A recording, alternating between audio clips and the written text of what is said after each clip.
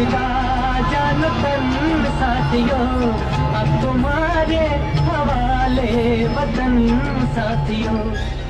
दिन था शनिवार, तारीख थी 8 मई और साल था सन 1915। इस दिन दिल्ली में धूल भरा अंधड़ चल रहा था। गर्म हवाओं के थपेड़े मानो शरीर से पानी की बूंद बूंद चूसने को आतुर हो। किंतु इसके अलावा भी इसी दिल्ली में कुछ और भी चल रहा था। पुरानी दिल्ली में बहादुर शाह जफर रोड पर दिल्ली गेट से आगे स्थित वर्तमान खूनी दरवाजे के पास, जहां आज मौलाना आजाद मेडिकल कॉलेज है, यहाँ एक फांसी घर था। फांसी दी जाती थी देश की आज़ादी के मतवाले क्रांतिकारियों को। उस दिन भी मास्टर अमीर चंद, मास्टर अवध बिहारी और भाई बाल मुकुंद को फांसी देने की तैयारी चल रही थी।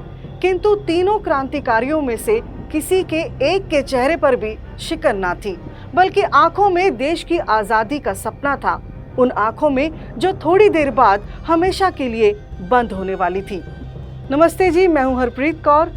कौन थे ये क्रांतिकारी और इनमें से एक भाई बाल मुकुंद कौन थे जिसकी फांसी से देश में गुस्सा भर गया था?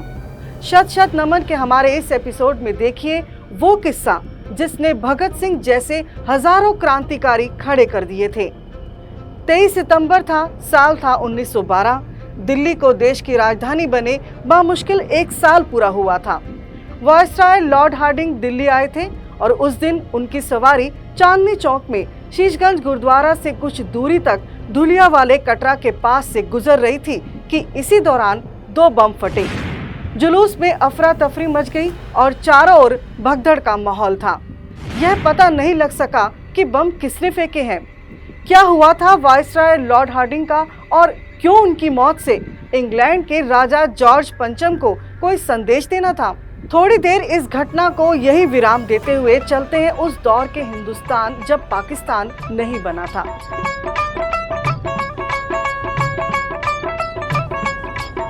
साल था 1889। झेलम जिले के करियाला गांव में भाई मथुरा दास के यहाँ बेटे का जन्म हुआ था। नाम रखा गया बाल मुकुंद। जिस कुल में भाई बाल मुकुंद पैदा हुए वहाँ अपने सिद्धांतों पर मर मिटने की प्रथा बड़ी पुरानी थी। इसी कुल में भाई मती दास हुए जो श्री गुरु तेग बहादुर जी के साथ चांदनी चौक में शहीद हुए थे। भाई मती दास गुरुदा प्यारा, उन्हें लकड़ी के 2 शहतीरों के बीच रखकर आरी से चीरा गया था। इस बलिदान के कारण गुरु गोविंद सिंह जी ने इस कुल के लोगों को भाई की उपाधि दी थी। इसी त्याग तपस्या से उज्जवल कुल में भाई बाल मुकुंद का जन्म हुआ था। किस्सा केवल इतना भर नहीं है। बाल मुकुंद के एक चचेरे भाई भी थे, भाई परमानंद, जो उनसे 14 साल बड़े थे, जो गदर आंदोलन के संस्थापक सदस्य थे। यानी बाल मुकुंद का जन्म ही एक क्रांतिकारी परिवार में हुआ था। भाई परमानंद और वह दोनों गांव के अन्य बालकों से भिन्न थे। पढ़ने में रुचि थी तो खेलकूद में भी सबसे आगे थे। गांव के पास एक नाला था। वर्षा के दिनों में यह नाला एक नदी का रूप धारण कर लेता था और उसको पार करना कुशल तैराक का ही काम होता था। उसी नाले के किनारे तपसीराम नाम के साधु रहते थे जो आम साधुओं से भिन्न थे। यूं तो तपसीराम भी अच्छे जमींदार घराने के थे, किंतु वह उसी नाले के किनारे पर गुफा में रहते थे।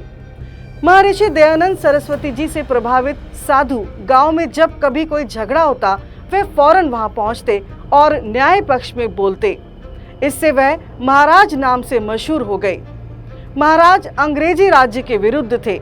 उन्होंने एक अखाड़ा खोल रखा था जहां शारीरिक क्षमता बढ़ाने के लिए व्यायाम और खेल कूदों का बकायदा अभ्यास चलता था। अंग्रेजी राज के विरुद्ध भावना मन में थी ही। थोड़े बड़े हुए तो लाहौर के डीएवी कॉलेज में पढ़ने चले गए। महर्षि दयानंद सरस्वती जी और आर्य समाज के आज़ादी के आंदोलन से प्रभावित वहां बड़ी संख्या में छात्र पहले से ही मौजूद थे। भाई बाल मुकुंद भी इसी लाहौर के डीएवी कॉलेज में पढ़कर स्नातक हुए और फिर उन्होंने शिक्षक बनने के उद्देश्य से बीटीसी की परीक्षा भी पास कर ली। 1910 के बीटीसी उत्तीर्ण परीक्षार्थियों में उनका नंबर 3रा था। भाई परमानंद आज़ादी के आंदोलन में खुद को आहूत कर चुके थे। भाई बाल मुकुंद पर भी इसका गहरा प्रभाव पड़ चुका था। इस प्रभाव को गाढ़ा होने का मौका तब मिला जब भाई बाल मुकुंद की भेंट आर्य समाज के 3 सिपाही मास्टर अमीरचंद, लाला हरदयाल और रासबिहारी बोस से हुई और वह क्रांतिकारी बन गए। उस दौरान भाई बाल मुकुंद को नौकरी मिल गई थी, किंतु आजादी की धुन पर सवार हुए तो नौकरी से त्याग पत्र दे दिया। तब उनके बड़े भाई जयराम दास को चिंता हुई और उन्होंने बाल मुकुंद का विवाह एक सुंदर सुशील कन्या राम रखी से करवा दिया। विवाह हो जाने पर भाई बाल मुकुंद का मन क्रांति से नहीं फिरा, बल्कि अवध बिहारी और भाई बाल मुकुंद ने क्रांतिकारी साहित्य डट कर तैयार किया और सब जगह बांटने लगे। साथ ही वे बम बनाने की भी शिक्षा लेने लगे। आजादी की लड़ाई में जुटे होने के कारण वे कुछ समय ही पत्नी के साथ रह सके। ये वो दौर था जब महाराजा जॉर्ज पंचम और महारानी मैरी भारत की यात्रा पर थे। उनके तिलक हेतु दिल्ली में दरबार सजा था। उन दोनों को भारत के सम्राट और महारानी घोषित किया जा रहा था। दिल्ली दरबार के बाद वायसराय लॉर्ड हार्डिंग की दिल्ली में सवारी निकाली जा रही थी। इस शोभा यात्रा की सुरक्षा में अंग्रेजों ने भी कोई कसर नहीं छोड़ी थी। सादे कपड़ों में सीआईडी के कई आदमी यात्रा से हफ्तों पहले पूरी दिल्ली में फैल गए थे। यात्रा वाले दिन भी सुरक्षा इंतजाम सख्त थे। 2 सुपरिटेंडेंट, 2 डिप्टी सुपरिटेंडेंट, 5 सर्जेंट और 75 हेड कांस्टेबल और 35 माउंटेड कांस्टेबल सुरक्षा पंक्ति में लगे थे। इनके अतिरिक्त 11th लेंसर्स की पूरी कंपनी को भी तैनात किया गया था। देश की आजादी के मतवालों को यह सब नागवारा गुजर रहा था। वो महर्षि दयानंद जी के कथन से सहमत थे कि कोई कितना भी प्यार दुलार कर ले, किंतु देश का राजा इसी भारत माता की कोख से जन्मा होना चाहिए। आजादी के मतवाले जॉर्ज पंचम को जवाब देने के लिए एक एक करके दिल्ली में जुट चुके थे। योजना थी शोभा यात्रा में वायसराय लॉर्ड हार्डिंग पर बम फेंके जाने की। भाई बाल मुकुंद, बसंत कुमार विश्वास, अवध बिहारी, मास्टर अमीरचंद, रासबिहारी बोस, पूरा जमावड़ा दिल्ली में था। लॉर्ड हार्डिंग की सवारी चांदनी चौक धुलिया वाले कटरा के पास से गुजर रही थी कि इसी दौरान 2 बम फटे। बम महिलाओं की भीड़ से फेंके गए। बम फेंकने वाले दोनों बुरके में थे। जरा सी चूक हुई और वायसराय लॉर्ड हार्डिंग मरते मरते बचा, किंतु घायल हो गया था। इस बमकांड में बसंत कुमार विश्वास के अलावा भाई बाल मुकुंद मौजूद थे, जो भीड़ से बम फेंककर निकल चुके थे। बाल मुकुंद को इस बात का बड़ा दुख रहा कि वायसराय बच गया, इसलिए उन्होंने अपनी पत्नी को भाई परमानंद के घर वालों के पास छोड़ा और स्वयं जोधपुर के राजकुमारों के ट्यूटर बन गए। अगली योजना यह थी कि लॉर्ड हार्डिंग यहाँ कभी न कभी आएगा और वह नजदीक से उन पर बम फेंककर अधूरा काम पूरा करेंगे। पुलिस को बहुत दिनों तक पता नहीं चल पाया कि चांदनी चौक के बम कांड के पीछे कौन था, लेकिन आखिर में 16 फरवरी 1914 को वे गिरफ्तार कर लिए गए।